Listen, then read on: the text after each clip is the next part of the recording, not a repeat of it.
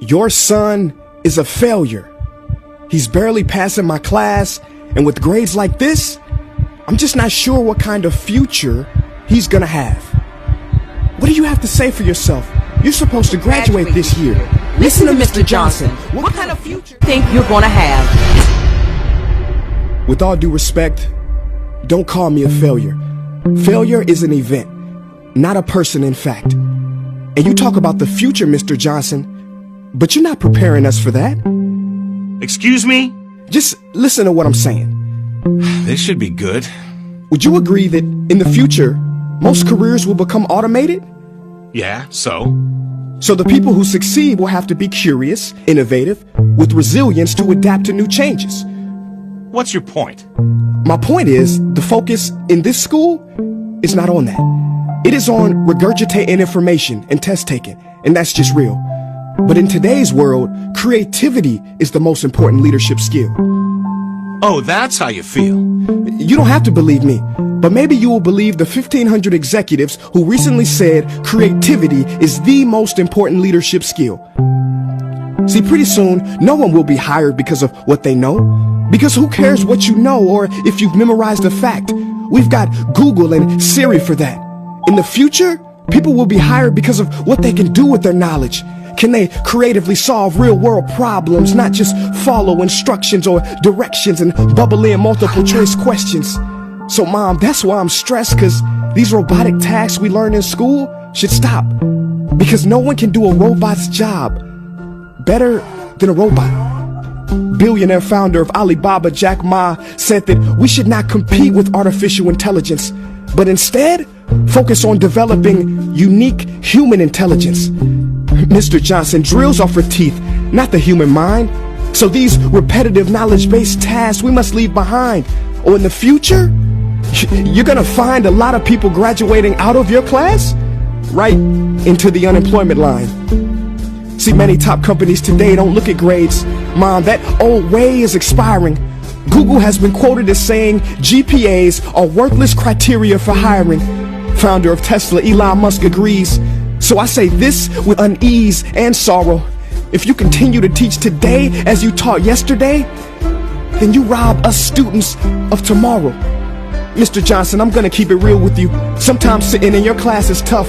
I'm constantly thinking, if I don't look up at the clock, maybe it'll speed up. So I listen to you do my work and pay attention, feeling like an hour had to have gone by. But it was only 3 minutes.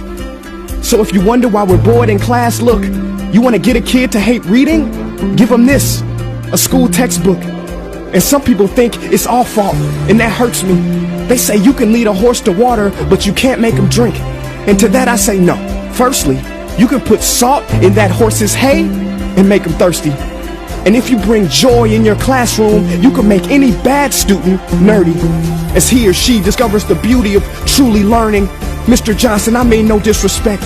You have the most important job on this planet. You build, create, and save lives.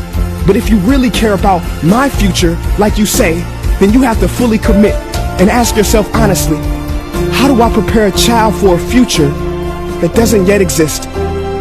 Here's a hint. The answer is not found in this. It's using this and this.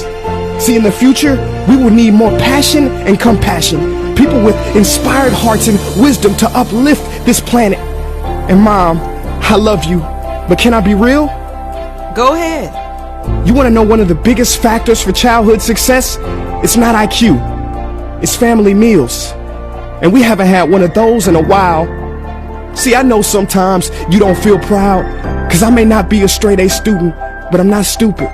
These tests may be 70% of my grade, but they're 0% of my future. But don't worry, I'll pass this class and get through this. But I need you to give me the space I need to be me and live true. Because the best feeling in the world is that your own parents get you. There's a passage in a book called The Prophet by Khalil Gibran. And if you don't mind, I'd love to share it with you. Go ahead. See, he says, your children are not your children. They are the sons and daughters of life longing for itself. They come through you, but not from you. And though they are with you, they do not belong to you. You may give them your love, but not your thoughts, for they have their own thoughts.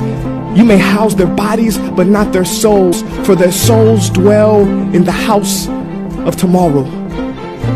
So Mom, I'd appreciate it if you give me the love that I need to pursue my dreams. See, if we are to succeed, all three of us need behavior change on all fronts. We talk about the future, but the future is now, and it is created now by all of us. I've never heard you speak like that before. Yeah, I didn't know. But I'm going to reach out to administration and try to change some things. You have my word.